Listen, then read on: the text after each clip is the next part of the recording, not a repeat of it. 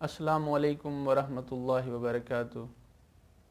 تمام خواتین و حضرات پیارے آقا کریم علیہ الصلوۃ والسلام پر 3 دفعہ درود شریف پڑھنے کا نذرانہ پیش کریں۔ بسم اللہ الرحمن الرحیم۔ اللہم صلی علی سیدنا و مولانا محمد معدن الجود والکرم وآلہ وبارک وسلم۔ اللہم صلی علی سیدنا و مولانا محمد معدن الجود والکرم وآلہ وبارک وسلم۔ اللہم صلی علی سیدنا و مولانا محمد معدن الجود والکرم وآلہ وبارک وسلم۔ آج ہماری سٹوری کا عنوان ہے صبر و تحمل۔ نبوت سے قبل حضرت شعیب علیہ السلام کے ہاں حضرت موسیٰ علیہ السلام بکریاں چرایا کرتے تھے۔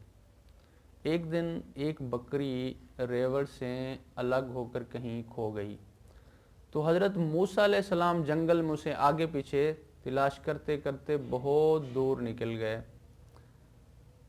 اس سے آپ علیہ السلام کے پاؤں مبارک پر ورم آ گئے اور زخمی بھی ہو گئے۔ بکری وہ تھک ہار کر ایک جگہ کھڑی ہو گئی۔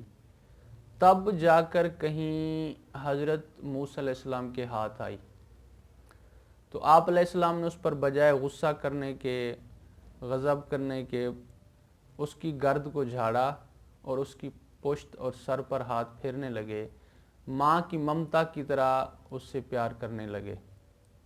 باوجود اس قدر تکلیف کے اسے برداشت کیا اور اس پر ذرہ برابر بھی غصہ نہ کیا، بلکہ اس کی تکلیف کو دیکھ کر آپ کا دل نرم ہو گیا اور آنکھوں میں آنسو آ گئے۔ بکری سے کہنے لگے، تجھ کو مجھ پر رحم نہ آیا، لیکن اپنے آپ پر تو رحم کرتی۔ مجھے تھکایا اور پریشان کیا، کچھ اپنے آپ پر رحم کیوں نہ کیا؟ میرے پاؤں کے زخموں پر تجھے رحم نہ آیا، کم از کم تجھے اپنے اوپر تو رحم آنا چاہیے تھا نا۔ اسی وقت ملائکہ سے اللہ تعالیٰ نے فرمایا کہ نبوت کے لیے حضرت موسیٰ علیہ السلام پرفیکٹ ہیں۔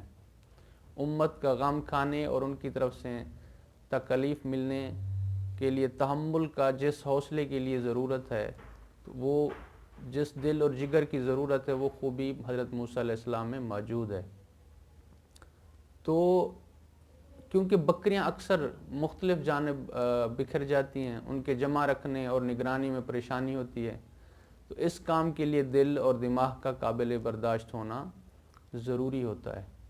تو اس سے ہمیں کیا درس حیات ملتا ہے؟ وہ یہ ملتا ہے کہ مخلوق خدا پر رحم کرنے سے دنیا اور آخرت میں کامیابی ہوتی ہے۔ آخر میں پھر آپ سے ریکویسٹ ہے کہ پیارے آقا کریم علیہ الصلوۃ والسلام پر 3 دفعہ درود شریف کا نذرانہ پیش کریں۔ بسم اللہ الرحمن الرحیم۔ اللہم صلی علی سیدنا و مولانا محمد مفتاح الخیر والاسرار مغلاق الشر والظلمات وآلہ وبارک وسلم۔ اللہم صلی علی سیدنا و مولانا محمد مفتاح الخیر والاسرار ومغلاق الشر والظلمات وآلہ وبارک وسلم۔ اللہم صلی علی سیدنا و مولانا محمد مفتاح الخیر والاسرار مغلاق الشر والظلمات وآلہ وبارک وسلم۔